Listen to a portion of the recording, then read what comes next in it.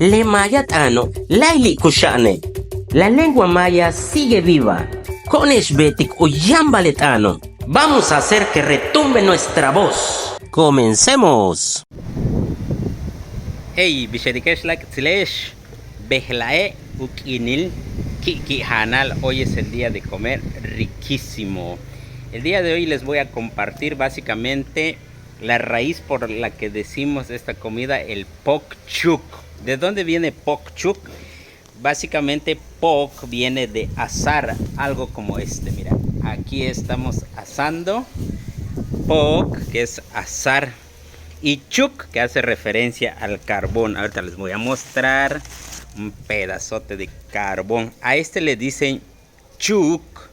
Chuk en maya es carbón. Entonces Pok, pues bueno, es la acción de estar asando pues cualquier cosa, ¿no? En este caso, pues carne, ¿no? Behlae Pokbi bak con jante. El día de hoy vamos a comer carne asada. Pok. Vamos a presentarles aquí. Este es que es bak, que es carne. Bak. Entonces aquí está, amigos. Hachki, que significa en lengua maya muy rico. Y aquí este humito, como le dicen en maya, sería but. But.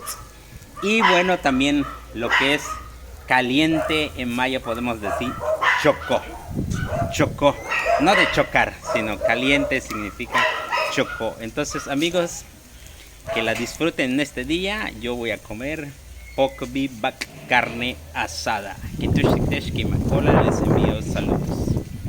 Y recuerden, amigos, no se les olvide suscríbanse a mi canal de YouTube, así en TikTok.